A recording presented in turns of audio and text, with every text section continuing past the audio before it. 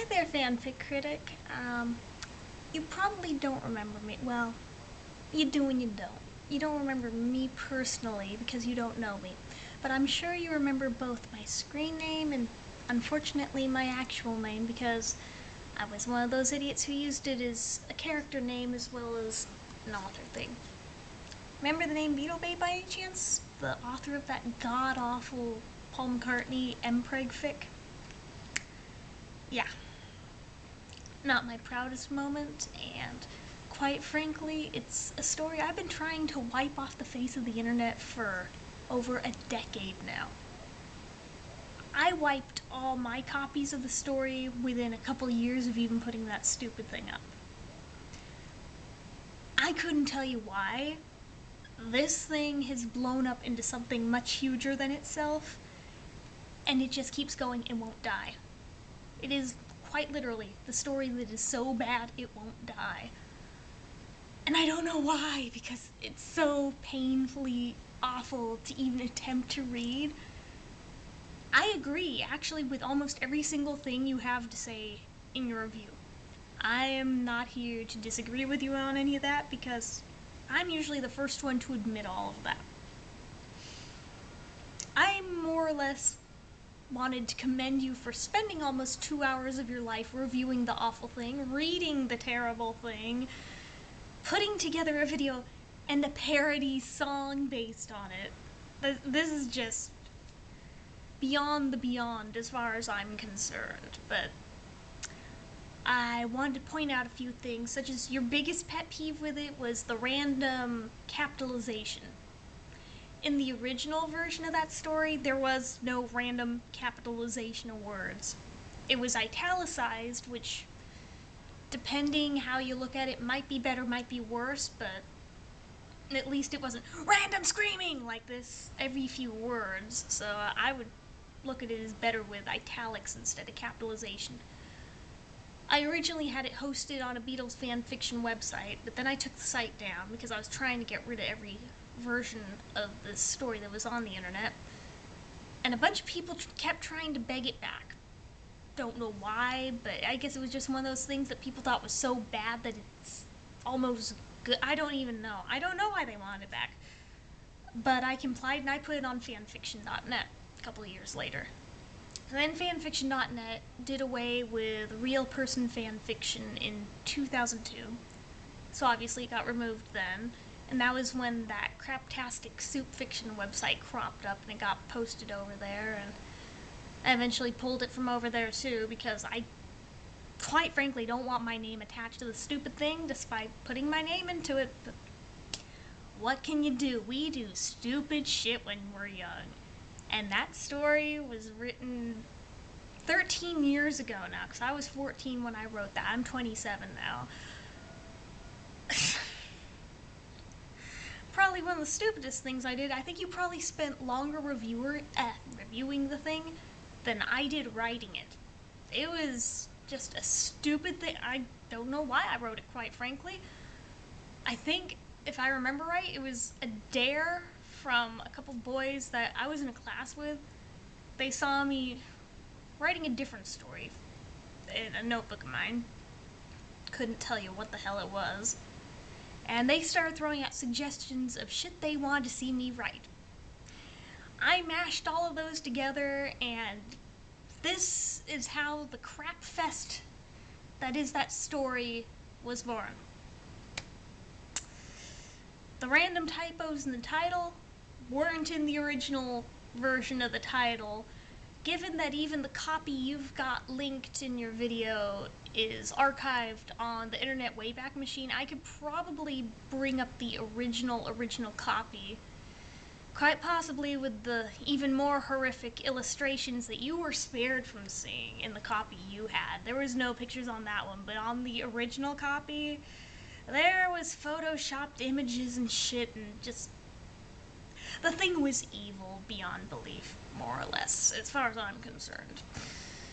And it apparently still haunts people to this day because they're still talking about it now, aren't they? It lives on in infamy, and I'm starting to think that this may be the thing that I am forever known for, as much as I hate that idea.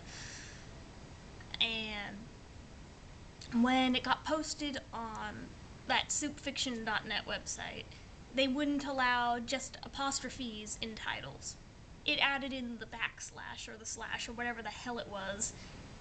That wasn't my doing. I am a grammar Nazi terribly. I would have noticed that. As for all the bad grammar in the story itself, yeah, I didn't catch those because I never was able to reread the damn thing myself because it's so awful to go back and fix them. That should have been my big clue not to post this stupid thing. I did anyway. Big mistake. Can't take it back now. That story's a perfect lesson in anything you post on the internet is gonna haunt you for life. 13 years later, and people are still posting about, not just posting about it, but it's immortalized on quite a few huge websites as possibly the worst Beatles fanfiction ever written. Not only worst Beatles fanfiction ever written, but one of the worst fanfictions in general ever written. More than that, I may quite possibly have been the one to start the Mpreg fanfiction thing single-handedly, as scary as that thought is, but for the record, it was never a fantasy thing. The whole damn thing squicks me out. The random gratuitous sex scenes, as horribly written as they were, because I had no fucking idea what the hell I was doing with that. This was more or less the result of, well, I realize you yourself are not a Beatles fan. You aren't versed in what the Beatles fan fiction community is like. But there's many facets of it. There's just about anything under the sun you can imagine exists. And not only at one point was there an entire community just for Paul in Pain fanfictions, some of the people who wrote these actually were into it that way, whereas I don't know, the first Beatles fanfictions I ever read were in that category, so then I was just trying to keep up, I suppose, and wrote a few of those. This was one of them. But then there was also the gutter communities. Some of them are still around, which basically are glorified Beatles sex stories, as one can imagine. There's also the slash ones too, and those seem to be the overabundance nowadays. I'm not quite sure how or why that is, but they are.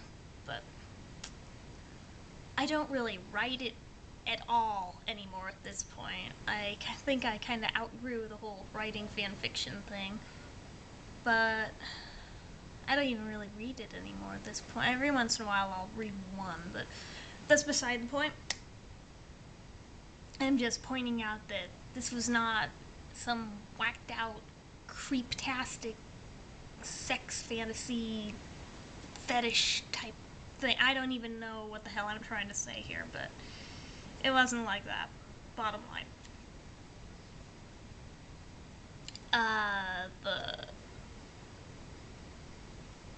I don't know how to word what I'm trying to word here. The sighing in parentheses thing wasn't a lack of knowledge on my part so much as it was a lack of knowledge on a lot of people's part at that time, because almost any Beatles fan fiction you would read around the time that I wrote this, back in like 1999, would have things such as sighing written in parentheses. Since that's how I saw it done, this is how I wrote it because it was what I saw. This is how I thought was the correct way of doing it. I know better now, obviously, and I take writing a lot more seriously these days than I used to, but beside the point again, and this is more of why it embarrasses the crap out of me that this stupid thing is still fucking circulating this many years later. I don't get it, and it kind of scares the crap out of me that one of these days it will fall into the real Paul McCartney's lap and he'll probably sue the pants off of me, but hopefully that day won't happen. Hopefully if he ever gets a hold of it, he'll just roll his eyes and burn the thing and never think about it again, but no guarantees there, so just have to hope for the best, I suppose. But yeah, the whole thing, I can't so much say was necessarily written so much as a joke as just taking random suggestions from people and combining them and trying to find a way to link this shit together. I even knew back at the time, being 14 wasn't an excuse, for not knowing how this shit worked, because I did know how it worked. I did know this stuff was not possible. Again, it was a story, so I figured that didn't really matter. A lot of the stranger phrases that you kind of went and ran with weren't so much from me as I don't know why, quoting Austin Powers, because the Beatles are British, Austin Powers is British, so apparently this makes it proper British terminology. I don't fucking know. I don't remember what the hell was going through my mind when I wrote it. Just that it was all bad and really pathetic, and yeah. The more mind-blowing thing, I became aware about 3 years ago that there's not one, but 2 live journal communities that are a cult following of this fucked up story. Why on earth there are people who enjoy this crappy thing? I don't know. I mean, it kind of scares the crap out of me, and I looked in there and was creeped the hell out. I mean, after the initial going to my head thing of, hey, I have fans, then it kicked in that it's for all the wrong reasons. Yeah, I haven't looked at them lately. I don't know if they're still active or not. They're not deleted, so I mean, they're still there. I could link you if you want to see them, but it's bad. Also, there was a good deal of very subtle Beatles references written throughout this thing that probably went over your and a lot of people's heads reading this, because I know a lot of non-Beatles fans read this just because of the notoriety that the thing has picked up over the years and has been made an example so many times that just about anybody who wants to see a real train wreck in action, they read that. So I mean, on one hand, it's very embarrassing having my name attached to it. More embarrassing that I didn't think better to make up a character name other than using my own. Again, I don't know why I did that. But on the other hand, if you can't be known for writing something really good, I suppose it's almost as good to have the absolute possible worst one in the world of its type, to where you're famous in a way because of it. It's not what I would pick to be famous for if I had the choice, but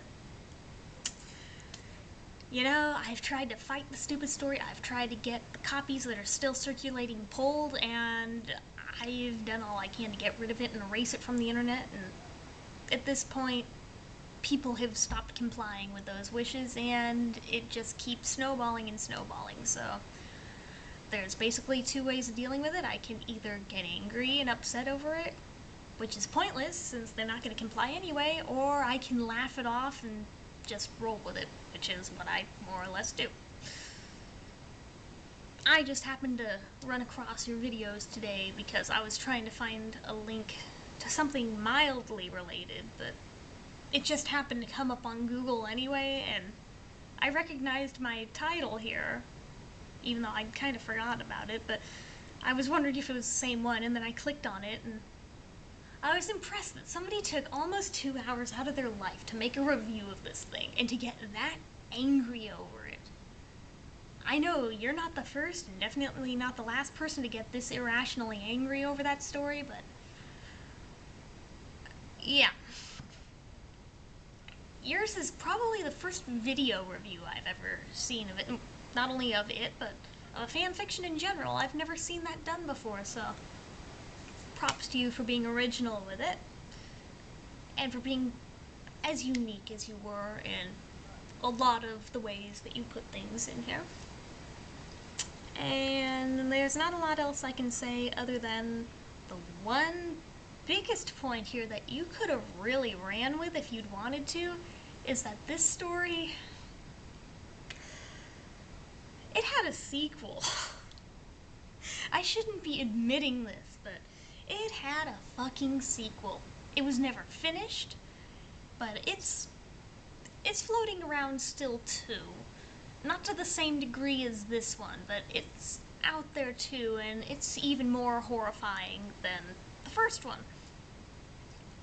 Possibly because not only of the subject matter, but because this one was a fandom crossover. I don't even want to say who else is involved because I don't want the fanboys jumping all over my ass for that, because luckily the fandom it crossed over with seemed blissfully unaware of this whole thing, and I'd like to keep it that way, but only a matter of time till somebody digs it up, I'm sure, but till that day, I'm just going to be thankful that it hasn't been discovered, but either way, don't give yourself an aneurysm over the thing. It's not worth it.